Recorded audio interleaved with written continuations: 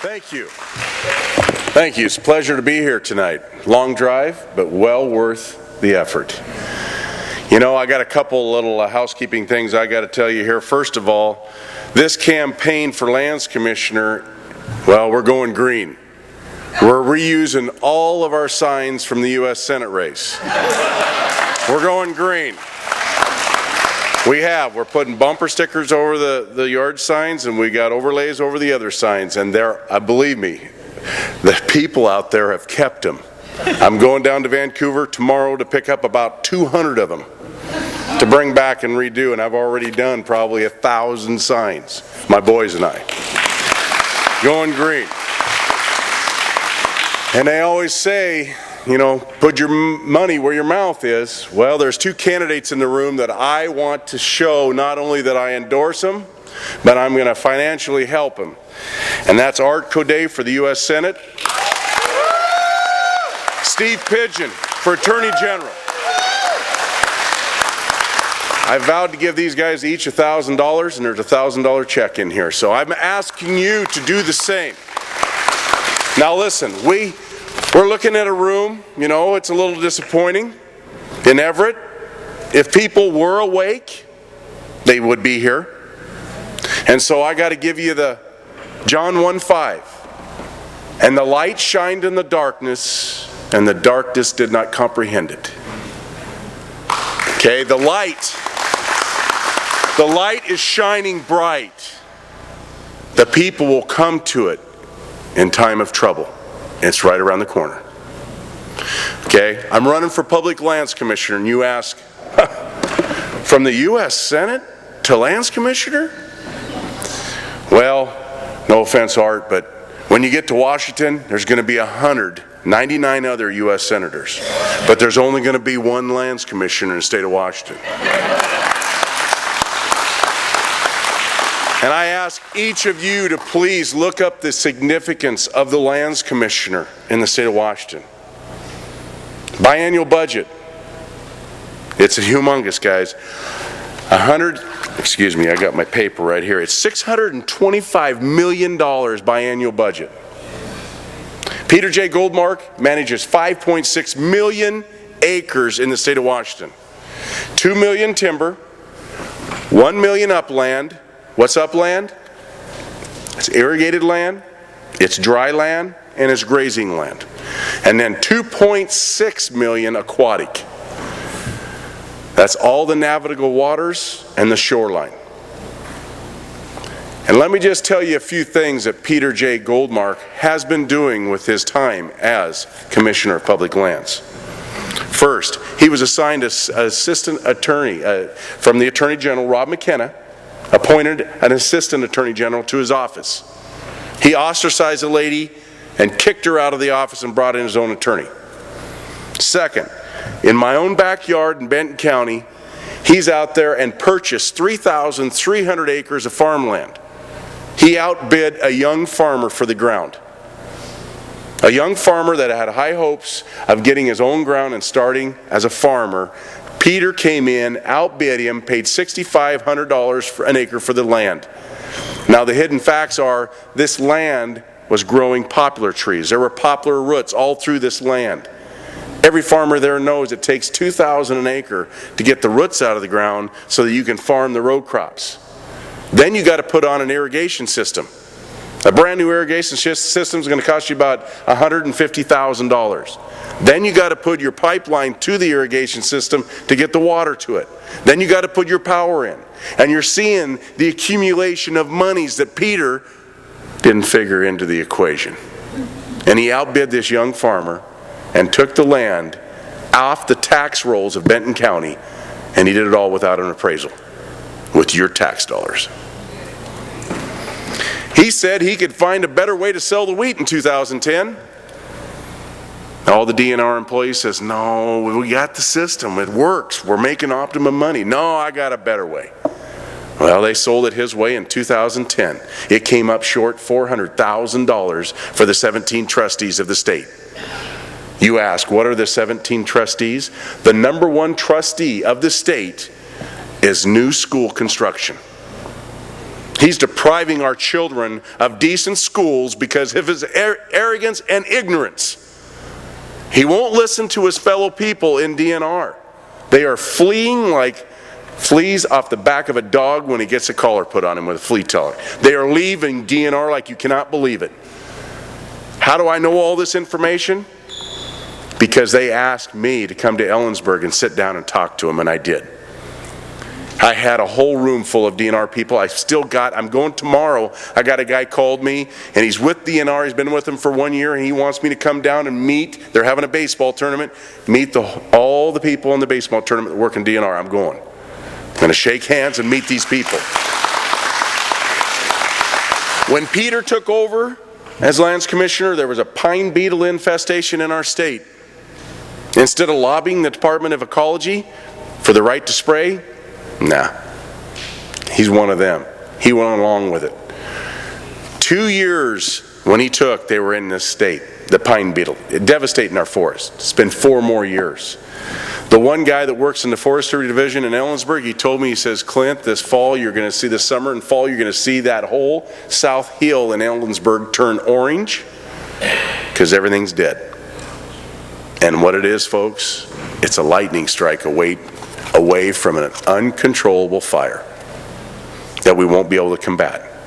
In fact, now Peter's talking of, well, we're going to clean up this infestation and this dead wood with a controlled fire.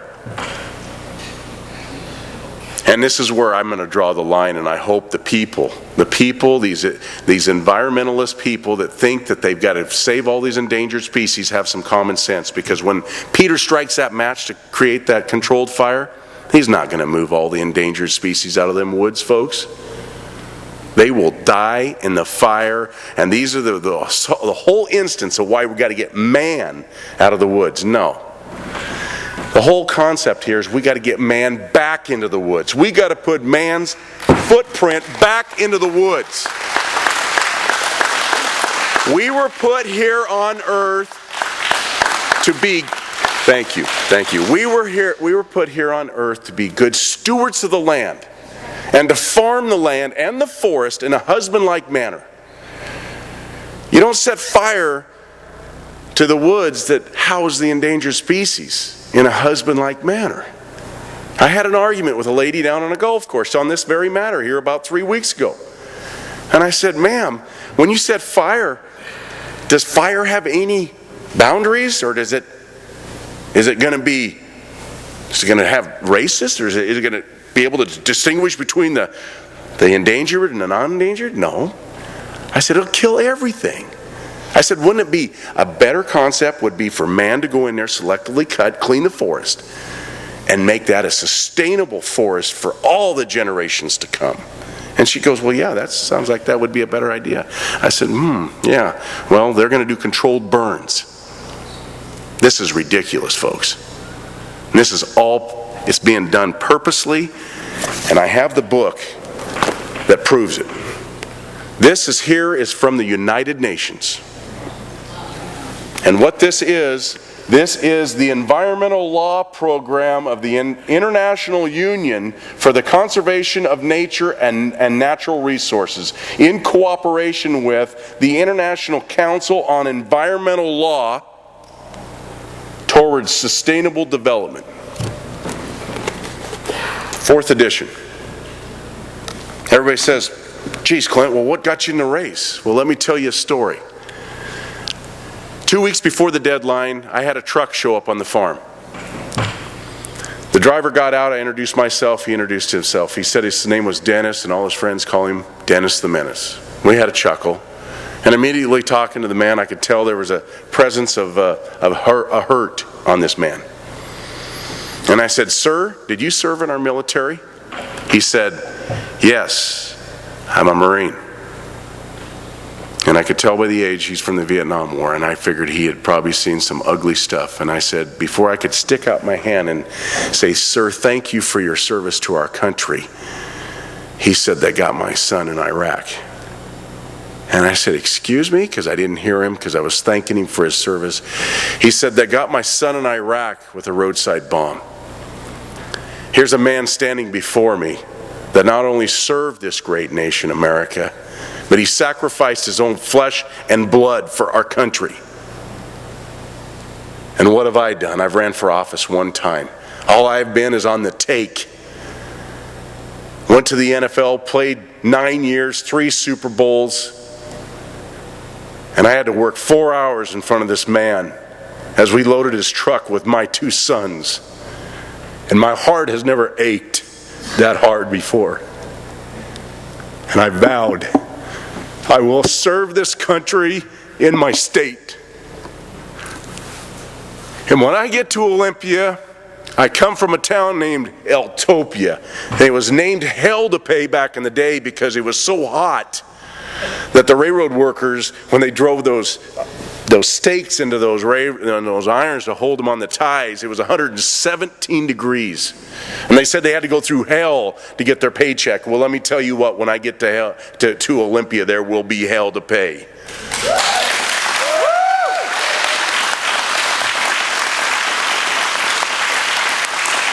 Goldmark is also in the process of going along with the commissioners in Whatcom County. They want to reconveyance some ground up there, 8,700 acres into a park.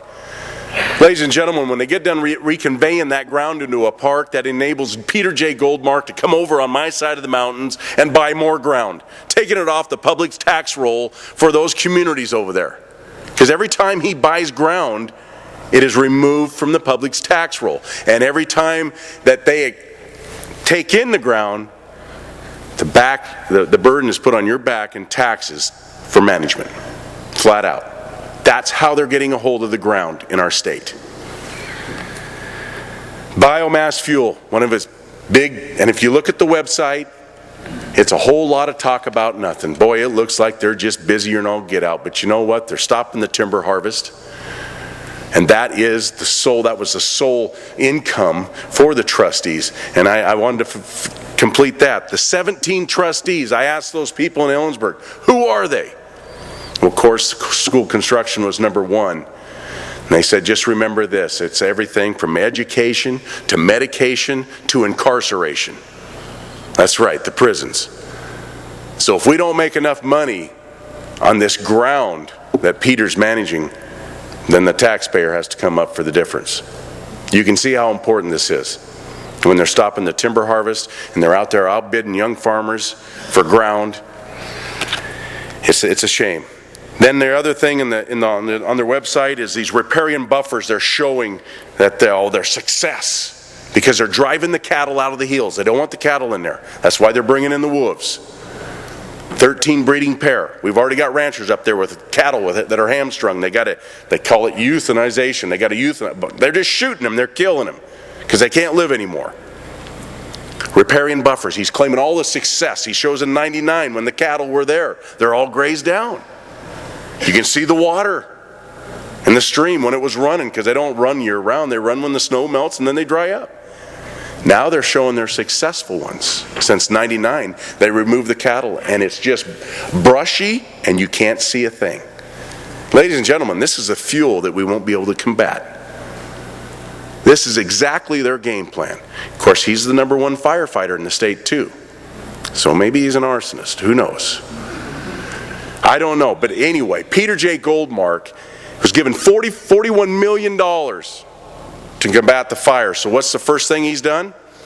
Put up a red flag. There's going to be fires in eastern Washington with the pine beetle infestation. Knowing full well 2 years when he took office, that pine beetle was already running rampant. And if they would have sprayed and killed the pine beetle, we could have saved the forest. But instead of utilizing what we got there for a product that we can still utilize, no. Controlled burns. Purposely being done. Purposely. We need to get rid of Peter J. Goldmark. Now, I'll finish up. To wrap up, I'd like to quote Barry Goldwater. Barry Goldwater would have been a great president because he didn't back down from anybody and he was a true constitutional conservative man, and I tell you what, he had a fear in God. He said, "There is no foundation like the rock of honesty and fairness. And when you begin to build your life on that rock with the cement of faith in God that you have, then you will have a good start on life." Remember, folks, this government is trying to control our lives with fear. If you look at everything that's happened, it's all fearful. We got to have the faith, and we got to see the light, and that God called you here tonight, and it's our duty now to go forth, and you contact every friend you have, and you tell them about the candidates who are here tonight, and we create this chain effect, the pyramid effect. And we go from here and we alert everybody and you tell them to alert everybody. We will, with God's help, win this. Thank you.